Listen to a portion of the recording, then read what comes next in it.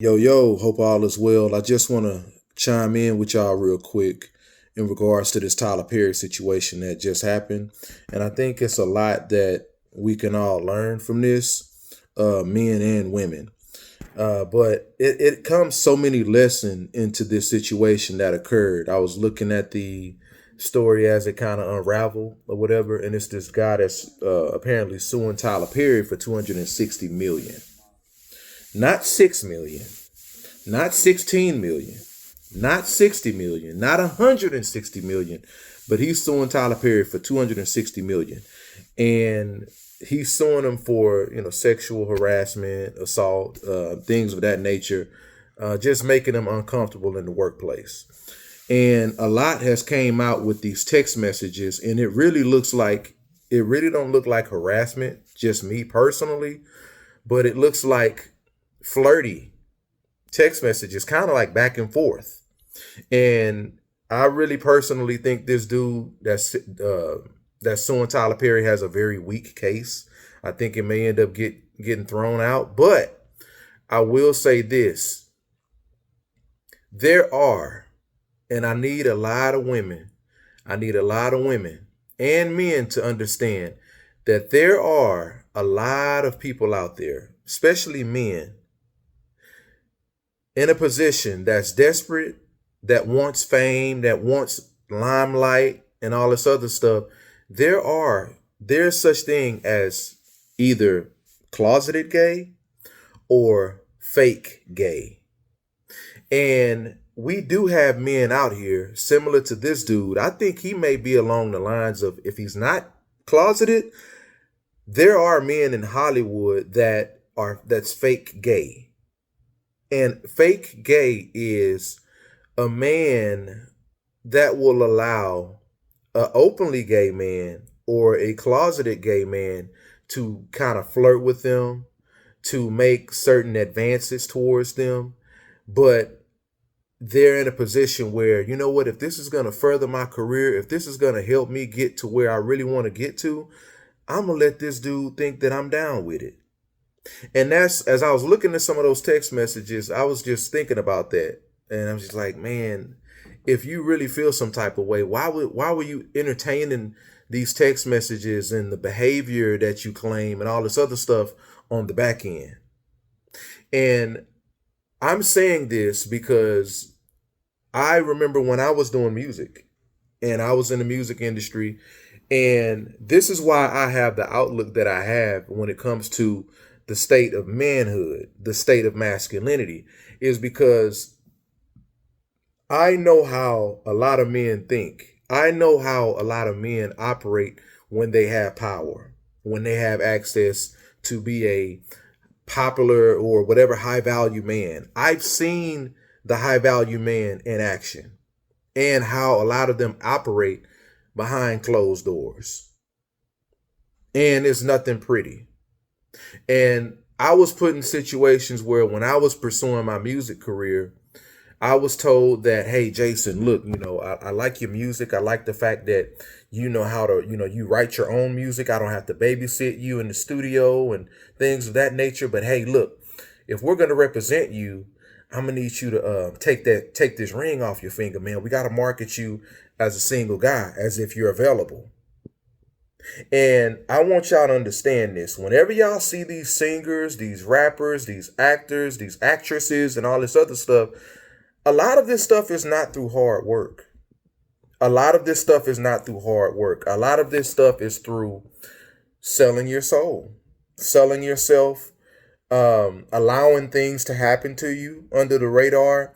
And what happens is with these high value men, with these men in the industry, along the lines of we talking about Tyler Perry's and all these other scumbag men, and I'm not going to say Tyler Perry in particular is a scumbag, but when we talk about men like the Russell Simmons, and a lot of other men that's getting in trouble, Smokey Robinson, that was responsible for Motown success back in the day and helped signing acts and him being a big Motown act for himself as a solo artist.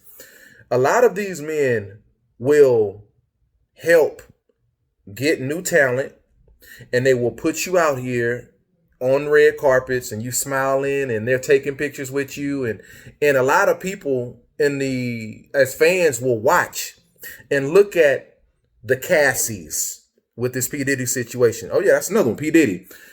They'll look at somebody that's a regular artist or a movie star and they'll say, look at them. Oh, okay, red carpet, they buzzing right now, they hot. That way, when a Cassie comes out later down the line, or Crystal, Jessica, or Brittany, or I'm just saying random female names, or even Kevin or Brandon, I'm just saying random male names. Whenever you come out saying something and trying to let people know what you're dealing with and how you've been harassed, and how you've had your publishing stole from you, how you've been violated on the low, these high value men and these big high value executives will put you in position to where society will look at you as if you're crying wolf. Because people will blame the victim, like how a lot of people are blaming Cassie. Oh man, she on the red carpet. Why was she with Diddy? You see she smiling? You see she doing this? She music and that? Man, she ain't no victim. And they will treat you like the boy or the girl who cried wolf. When abuse goes in certain ways where abuse is strategic. When y'all all seen that video of her trying to escape her abuser in that hotel and him paying the hotel off $100,000, and those associates in the hotel split it up as hush money amongst each other that knew about it. A lot of these men operate as scumbags on the low. And they will, if you will allow these men, these type of people to put you in a position where you can set a trail for yourself to where when you try to come out and speak out later, you look crazy.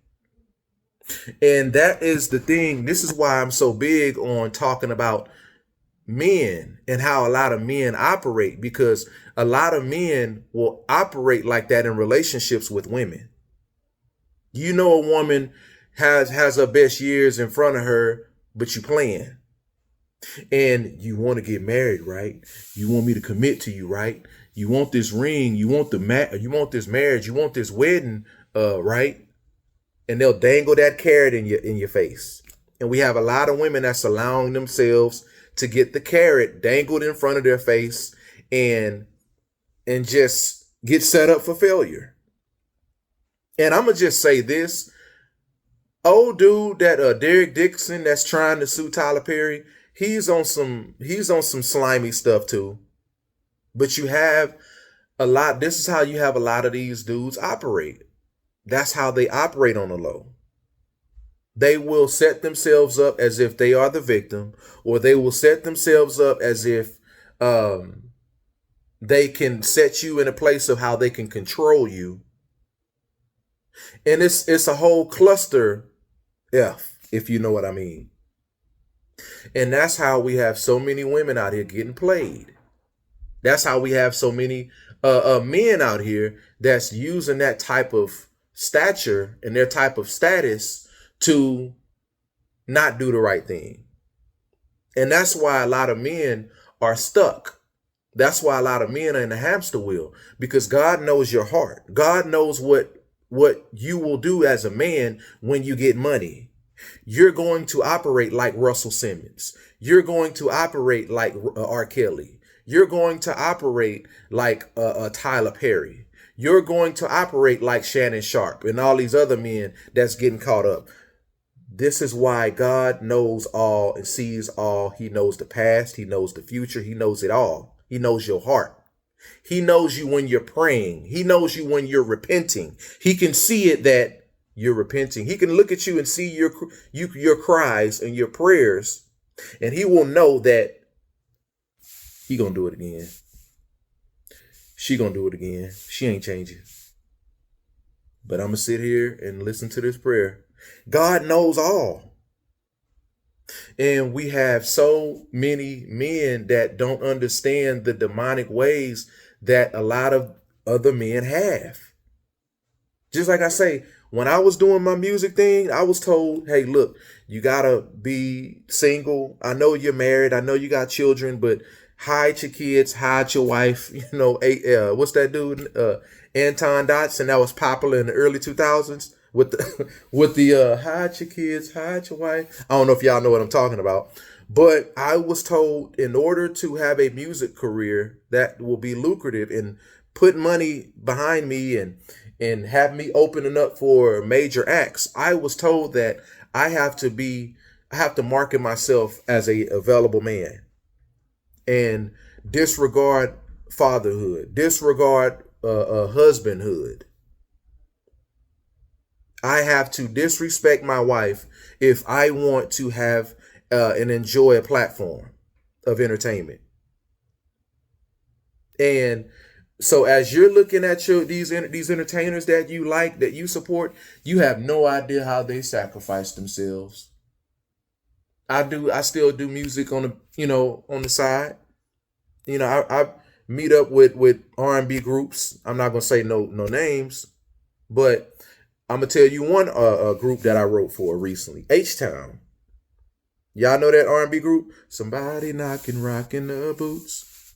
Oh, they had a project that I'm just doing a sidebar conversation, but they got a project that I just wrote 4 songs for that was released back in 2022 called Date Night. Go check it out. It's on iTunes. I got some other stuff coming out.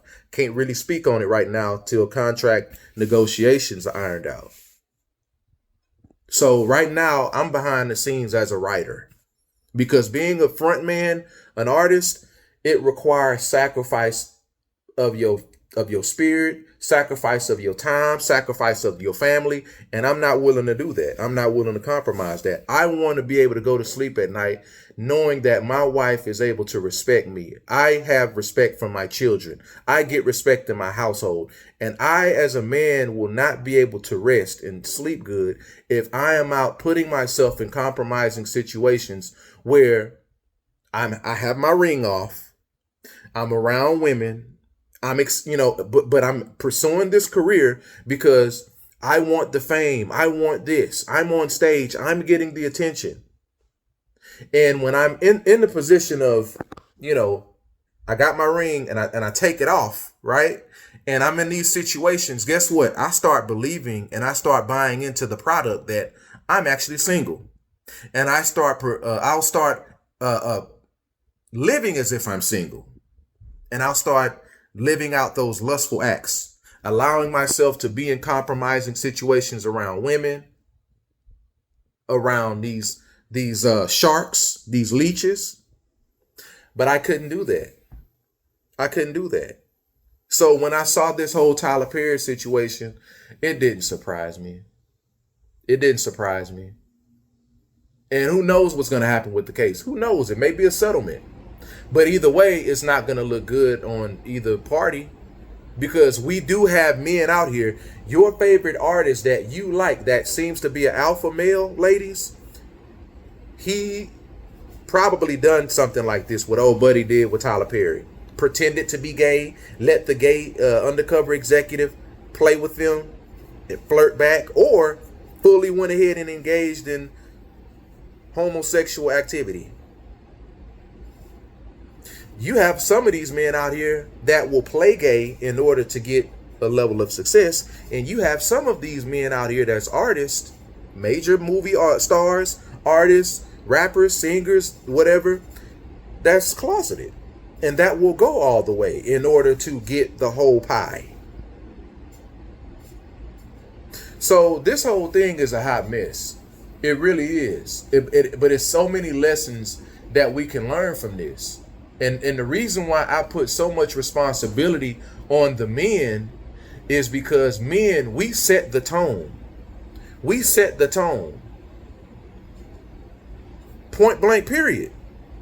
If we're not right as men, that's going to throw everything off. If a lot of men are walking around here with a lustful spirit, playing around, 40-year-old men, 50-year-old men, running, playing games. I'm sitting up here talking to a dude now at this camp trip that I'm on. And I know I'm in the cabin right now. It's pretty nice. But I'm in the cabin and I'm talking to this guy that I grew up around, he's the older gentleman. He's about 65, old enough to be my dad. I'm about to be 40 in a couple months, in another month. And I'm talking to him, and I went to high school with his son. And he's telling me how I wish my son could get married and stop playing games. Man, and I know what it is, Jason. My son is intimidated by these women. That's professional women. And if they seem to have more than him, and they are just smart and too smart for their own good, he don't want them. He gonna find something wrong. And we have so many men out here with this type of potential that is shooting themselves in the foot, letting their best years go, and letting these great women pass them by. Because there's not one woman that's good enough. And he's telling me, can you talk to my son? What do I look like as a 40-year-old man talking to another 40-year-old man trying to mentor you to get your life together? We have 40-year-old men that need mentors. 50-year-old men out here that need mentors. What is going on, man? And it all starts with you. As a man, we got to realize it all starts with us. No matter what you say about women that, it all starts with us. So many men are so fixated on holding women accountable. No, as men, we have to be accountable first. We have to be accountable first. Then we can get somewhere. How you as men want to be the head? How do we as men want to be the head? And the women, that's the neck. You want the neck to take accountability in order for the head to lead? No, the head has to take accountability first. And then it's a domino effect to the neck of taking accountability as the women.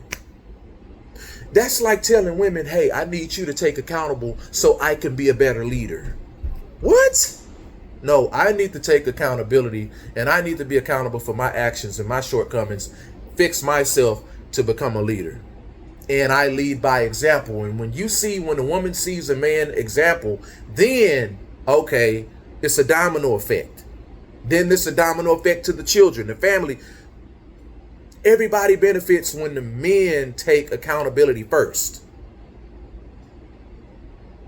But I don't want to get off track, man, but it's a lot of things to unpack with this whole Tyler Perry situation. We're going to see how it play out. I don't want to see a brother go down, especially with a brother giving so many people in our community that look like me opportunities and chances that regular traditional Hollywood. But it just goes to show you, no matter what, a lot of these people are clicked in.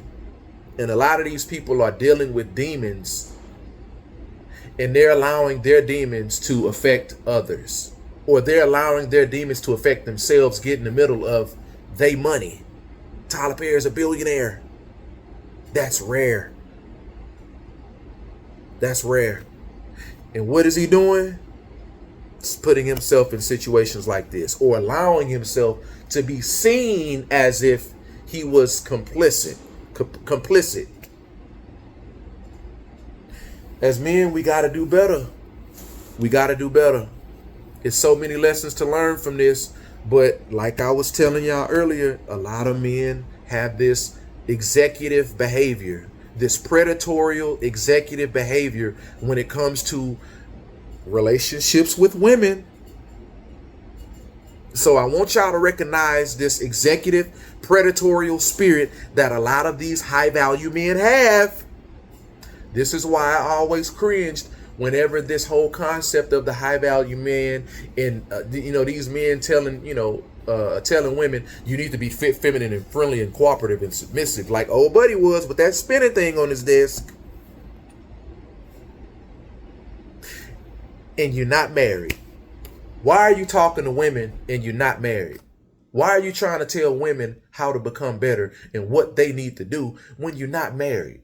You're not trying to get married. You know you're not trying to commit. You know you're not trying to settle down. Why do we have these men? Why are there so many men trying to tell women what they need to do when you know you're not trying to get married? Let's say 5, 10 million women go out here and do what y'all men want them to do. Let's say they all go get their mind right, their body right. They take female feminine etiquette classes and all this other stuff, and they get it together to your liking, fellas. Y'all still ain't gonna marry them. Shut up. You still gonna play games. Shut up. You still gonna be playing around. Stop talking. And shut up and go fix yourself. Go get you a life coach. Go get you a mentor. Go get your behind in therapy and heal yourself. And stop trying to tell women what they need to do when you know you're not trying to get married, man. Stop. That's why I always been annoyed with these men that be on the internet talking on these podcasts.